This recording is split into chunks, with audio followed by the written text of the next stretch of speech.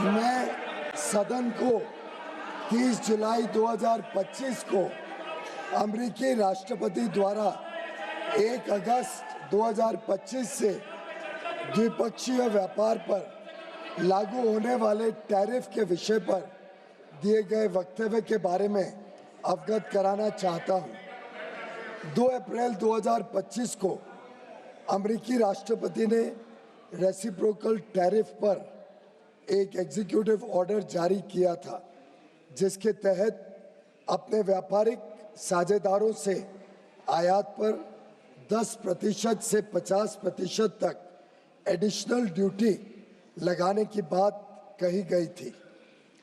10% की baseline duty 5 अप्रैल 2025 से लागू हो गई है।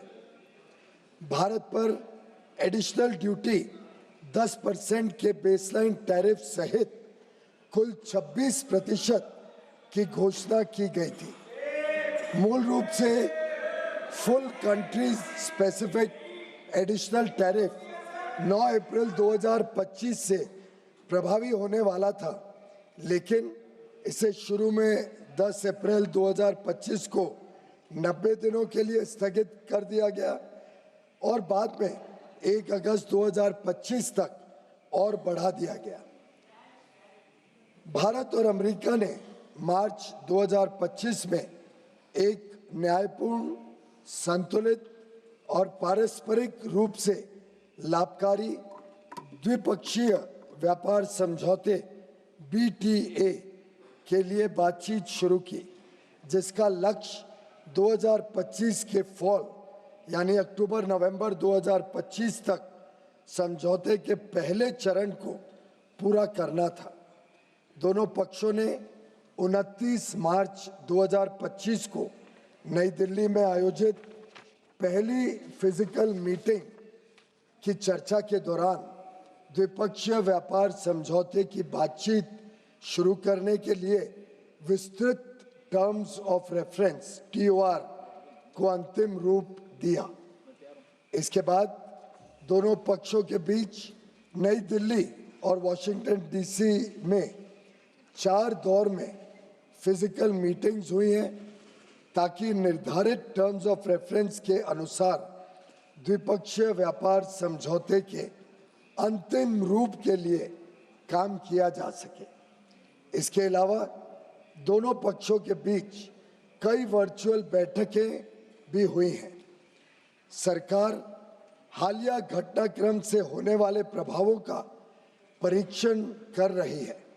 वाणिज्य एवं उद्योग मंत्रालय निर्यातकों और उद्योग सहित सभी हितधारकों से संवाद कर इस विषय पर उनके आकलन की जानकारी ले रहा है। सरकार हमारे किसानों, श्रमिकों, एंटरप्रेन्योर्स, उद्यमी, निर्यातकों, सूक्ष्म, लघु और मध्यम उद्योगों और उद्योग जगत के सभी हितधारकों के कल्याण की रक्षा और संवर्धन को सर्वोच्च महत्व देती है। हम अपने राष्ट्रीय हितों को सुरक्षित करने और आगे बढ़ाने के लिए सभी आवश्यक कदम उठाएंगे। मात्र 1 दशक से भी कम समय में भारत फ्रैजाइल 5 अर्थव्यवस्थाओं में से निकलकर दुनिया की सबसे तेजी से बढ़ती प्रमुख अर्थव्यवस्था बन गया है।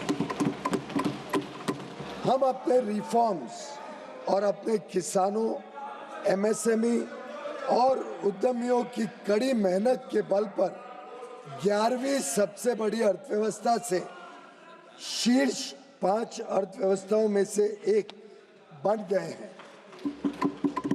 यह भी अपेक्षित है कि हम कुछ ही वर्षों में तीसरी सबसे बड़ी अर्थव्यवस्था बन जाएंगे। आज अंतर्राष्ट्रीय संस्थाएं और अर्थशास्त्री भारत को वैश्विक अर्थव्यवस्था में एक ब्राइट स्पॉट के रूप में देखते हैं। भारत वैश्विक विकास में लगभग 16% का योगदान दे रहा है। पिछले दशक में सरकार ने भारत को विश्व की विनिर्माण केंद्र के रूप में बढ़ावा देने के लिए मेक इन इंडिया के अंतर्गत परिवर्तनकारी कदम उठाए हैं। भारत की युवा कुशल एवं प्रतिभाशाली वर्कफोर्स भारतीय उद्योग की इनोवेशन और प्रतिस्पर्धा की क्षमता को निरंतर मजबूत कर रही है। पिछले 11 वर्षों के दौरान हमारे निर्यात में लगातार वृद्धि हुई है। तेजी से संरक्षणवादी होती दुनिया में भारत ने संयुक्त अरब अमीरात, यूएई, यूके, ऑस्ट्रेलिया और एफ्टा देशों के साथ पारस्परिक रूप से लाभकारी व्यापार समझौते किए हैं। हम अन्य देशों के साथ भी इसी तरह के व्यापार समझौते करने के लिए प्रतिबद्ध हैं। हम किसानों और भारतीय कृषि के कल्याण के लिए निरंतर कार्य कर रहे हैं, जिससे खाद्य सुरक्षा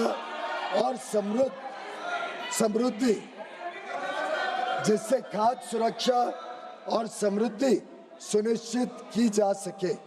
सरकार को विश्वास है कि हम विकसित भारत 2047 के लक्ष्य की ओर समावेशी और सतत विकास की अपनी तेज गति वाली यात्रा जारी रखेंगे। आत्मनिर्भरता की ओर भारत आत्मविश्वास के साथ बढ़ रहा है। धन्यवाद। सर, आपकी अनुमति हो?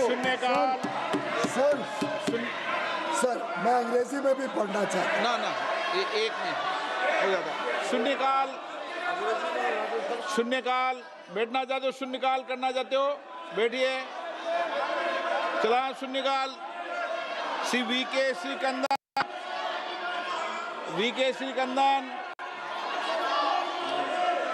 चंद्र प्रकाश चौधरी, रामवीर सिंह विधुड़ी, श्रीमती कलाबेन मोहन भाई देलकर,